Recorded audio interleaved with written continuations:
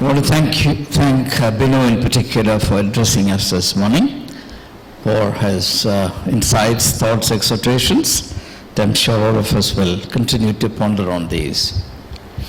And I'm going to say something to you which you may not believe. I'm going to move on from asking to something else. Did you ever believe this was possible? Huh? Not at all, right?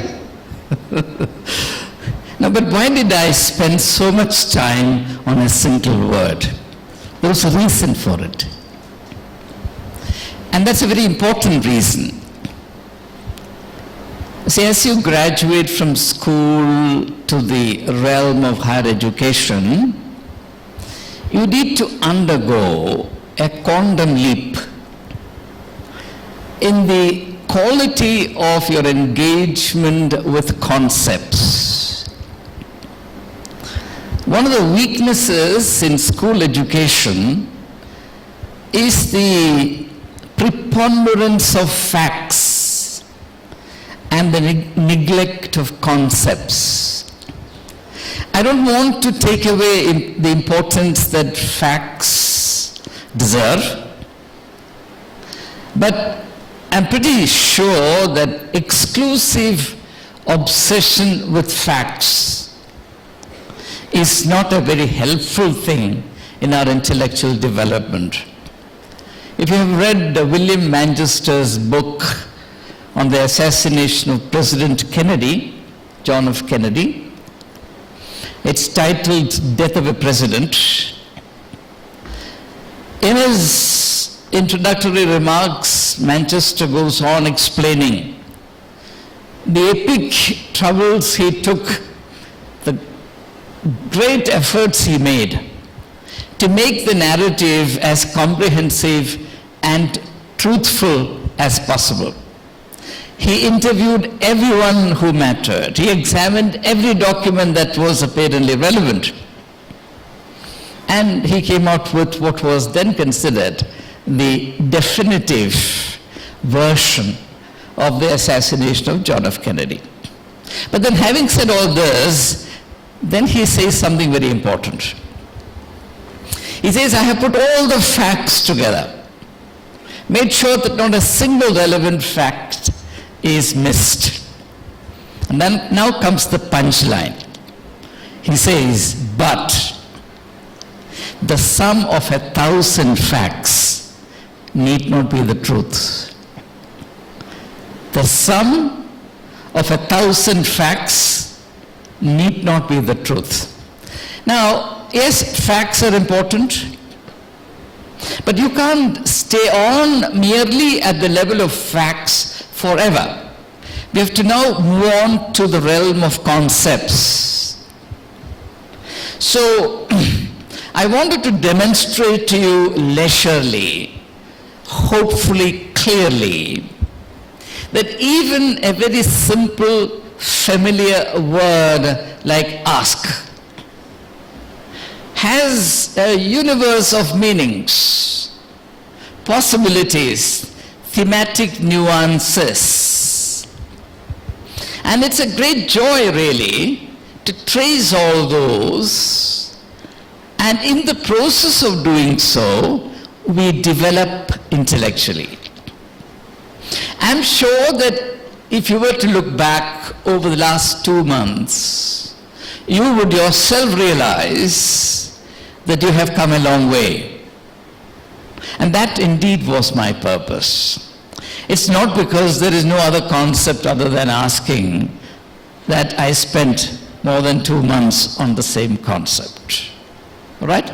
Now, what should happen is, as we encounter more and more concepts and insights, you should take up each one of these concepts and undertake your journeys with these concepts as we did vis-a-vis asking.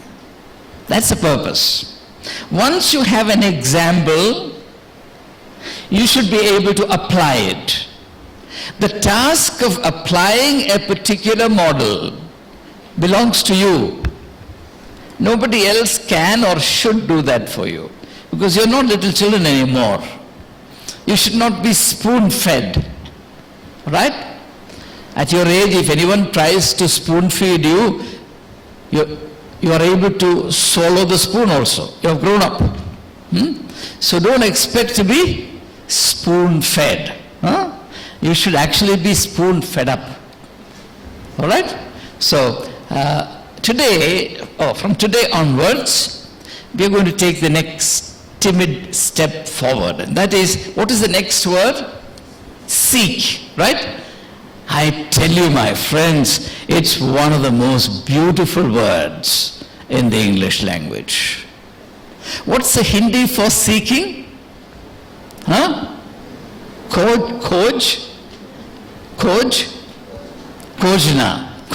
Talash, sabash, talash. Yes, seek. You know, all great men and women were seekers, right? The alternative to seeking is sleeping, right? There are two types of beauties in the world. Sleeping beauties, and we have all of them in residence. And we have seeking beauties, and they are called deiskis. I don't know the origin of this word. What does deiski mean? The key that you use during daytime, is it? Deiski? I understand it means day scholar or something. Whatever it is. Now, if you are a seeker, as a day scholar, you will do well in the examination, and since the allotment of rooms in residence is linked to performance in examination, next year you will qualify for admission to residence. You will all be allotted individual rooms. Then what happens? Seeking beauties immediately become sleeping beauties. So then you do poorly, then you lose your rooms, you go back and become deiskis, then you work very hard, then you once again become seeking beauties, and the cycle continues, right? But the cycle cannot continue ad nauseum because you have only 3 years. That's all the time you have to do your experiments. All right. So seeking is an extremely important aspect of our intellectual dynamism. If you don't seek, you stay put.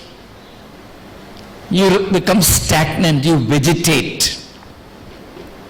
Now, if you compare, for example, in nature, a running river to a cesspool, the difference is this. The river continuously flows forward.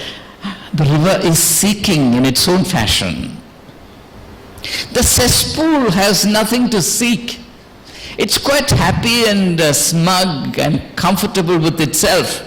And because it is so comfortable with itself, nobody else can be comfortable with the cesspool. And this happens to human beings. A smug person is a pain in the neck. Whereas a seeking person is a delight to be with.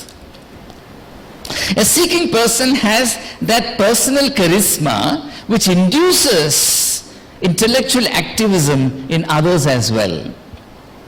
All right? So, if you look at a person like Gandhiji, all of his life was one continuous act of seeking.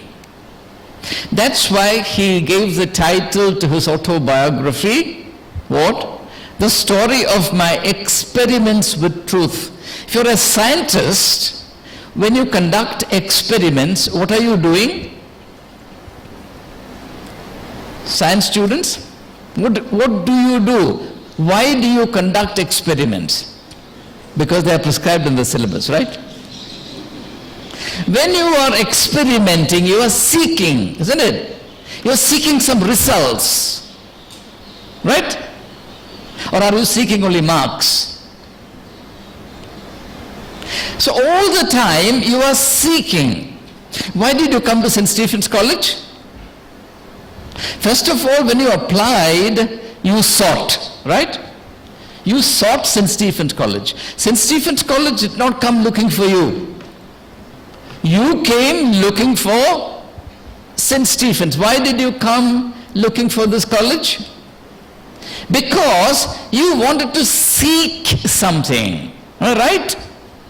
If I'm wrong, you must contradict me right away. How many of you came here without having anything to seek? All right. So therefore, I assume that all of you came here to seek, right?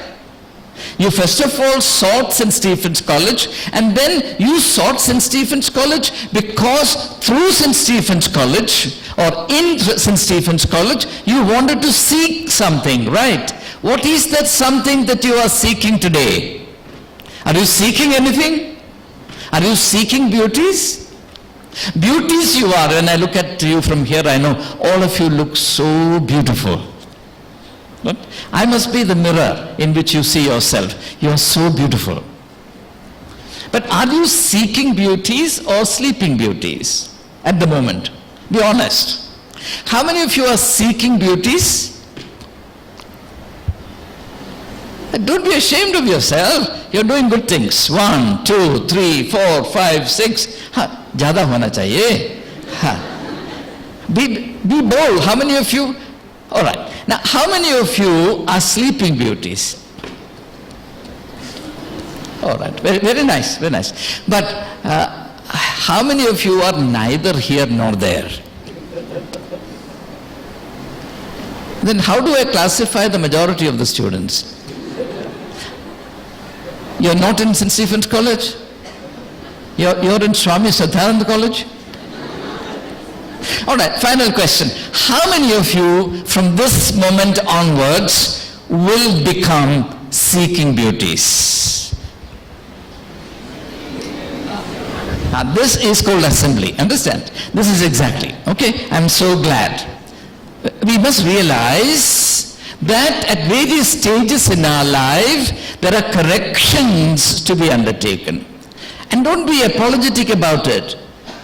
Have no hesitation in admitting the truth. Be honest with yourself. As Shakespeare says, above all, to thine own self be true. Okay? Above all, to thine own self be true. Only then something can be achieved. So all of us have now realized that we are not seeking beauties, but we do not know what beauties, and we do not want to remain in this kind of, continent of Circe. Okay? Now what continent of Circe means, you must find out by reading the autobiography of Niraj Chowdhury. Okay? That's an interesting thing. So, we have now realized that there is a very important change to be undergone. The beauty of life, the dynamism of life, the fruitfulness of life will all depend on whether or not we seek and what we seek. How earnestly we seek. Right? Now the text says, seek and you will find. Now that's something interesting. When it says seek and you will find, it means that right now you don't find anything. Right now you don't find what you should be finding. Right now you don't find what you have to find. What is important for you to find out. Okay? So, seeking must always begin in an attitude of humility. And this is what is common to asking and seeking. Alright? If you are not humble, genuinely humble, as against pretending to be humble, you will not seek. Now, don't mind my saying this. All of us, just now through the small exercise that we have undertaken, all of us experience some kind of inner unease, no? When it came to identifying ourselves, even those who are seekers put up their hands rather timidly. The sleeping beauties likewise. The non-seeking, non-sleeping beauties also likewise. Actually, they were a little more confident. No, we have to be honest with ourselves. You know, if there is a problem with me, there is a problem with me. But the important thing is, I will do something about it. Okay? That's part of seeking. That truthfulness about oneself, that honesty, that integrity, that candor is part of the seeking mentality. Without that, you will not seek at all. Some people make a pretense of sleeping. I remember when I was a student in Kerala, I had a classmate of mine, a very clever person. He has later on done well in life. Now, he wanted to impress the head of the department. So he found out that at a certain time every day he would go to the library, the head of the department. So what he did was, 5 minutes before the professor reached there, he would rush to the library and get hold of the thickest volume. Very often it was the dictionary. And he would sit and read. This poor man, the professor, got completely taken in, and in the classroom lectures he would often make a reference to what an avid reader so-and-so was. But unfortunately examinations came and the avid scholar failed. So this is called spurious or dishonest seeking. Making a pretense of seeking, it doesn't help.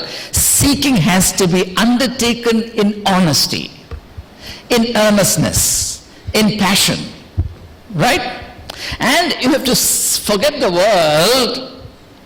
Don't play to the gallery. Forget the world in this act of seeking. Because seeking is a sacred thing. Right? Now, let me very briefly explain to you what we should seek. That's all I'll have time for today. What should we seek? Many people seek many things, right? But we often seek what we need not seek, and we do not seek what we should be seeking. And that's part of human nature. Many of the things that we are seeking are of no consequence. They don't matter at all. They are at best of transitory value. For example, somebody wants to be the deputy undersecretary of the Wildlife Society, right? A position, or the assistant director to the undersecretary of the president of the planning forum. Some title, because biodata mein dikhana hai. So what are you seeking? You're not seeking to make a contribution. You're seeking a certain embellishment of your CV. This is what I call the CV syndrome. It's a disease. All right? There's no need to do any of these things. I'll tell you what to seek. And I'll put it to you in very, very simple language. But this is the most powerful secret of life. All right? I tell you what to seek. We must seek. Ready? Ready to hear? Okay, this is so important. We must seek the fullness of everything. That's what we have to seek. We must seek the fullness of everything. Whatever is given to you, even a piece of paper, what is its full scope? A great thing has been entrusted to you, your life. What is its scope?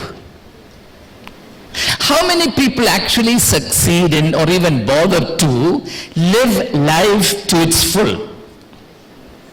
Many people, in fact, a vast majority of people end cheated of life. That's because they were seeking something else, seeking the most useless things. I mean, think of the plight of those who take to psychedelic drugs. They're seeking something. They're seeking some kind of illusion, a world of illusion. And they will go to any extent and end up completely destroyed. Completely destroyed. Or think of the people who seek mischief. Think of the people who seek injustice, who seek falsehood, seek to waste their time. What happens? What will be the evening of their life like? I mean, you don't have to wait till the evening of life. Anyway, the quality of life that you will gain for yourself, the stature that you will acquire as human beings, the worth that others will ascribe to you, will all depend on whether or not you seek or sleep, and more importantly, what exactly is it that you seek. More of that, ladies and gentlemen, in the coming days. Let's rise for prayer.